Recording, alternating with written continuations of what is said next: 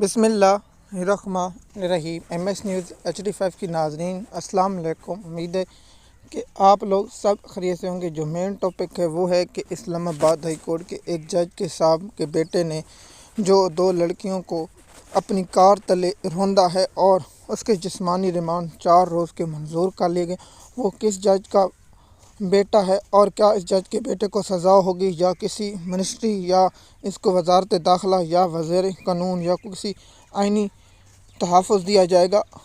سب سے پہلے آپ کو بتائیں کہ اسلام آباد ہائی کورٹ کے جو ٹرانسفر جج ہیں، جو عمران خان صاحب کا کیس لگتا تھا تو چھٹی پر چلا جاتا تھا۔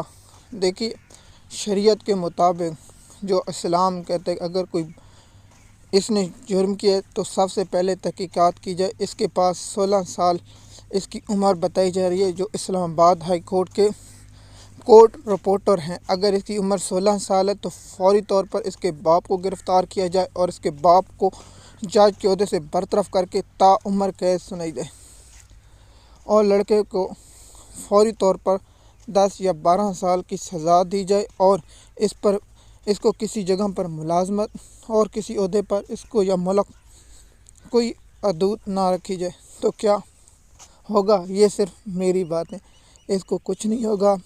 بڑے ادارے والے پریشر ڈالیں گے اور صلح نامراضی ہو جائے گا اور معاملہ ٹھپ ہو جائے گا۔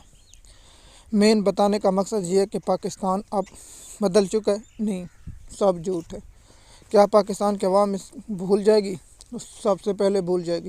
تو ویلاگ بنانے کا کیا معاملہ ہے؟ تو میں نے کہا کہ آپ لوگوں کو بتا دوں کہ جو عمران خان صاحب کا کیس جج چھٹیاں کرنے والا، اس نے 2 لڑکیوں کو روندا ہے اور اس کی عمر 16 سال ہے، اور جو پولیس تفتیشی افسر کا یہ کہنا ہے اور جج کے سامنے جو بیان دیا ہے کہ یہ سنائپ ویڈیو بنا رہا تھا اور اس کے نتیجے میں گاڑی پر چلتی ہوئی اور 16 سال۔ تو اسلام آباد میں کیا قانون ہے یا نہیں؟ جواب ہے نہیں۔ کیا اس جج کے بیٹے کو کب تک ضمانت ملنے میں امکان ہے؟ تو 1 ہفتے یا 2 ہفتے میں اس کو ضمانت مل جائے گی اور صلح نامی راضی ہو گئے۔ پاکستانی قوم اس موضوع پر زیادہ دماغ مت کھپائیں، اس لیے اپنا کام جاری رکھیں۔ شکریہ۔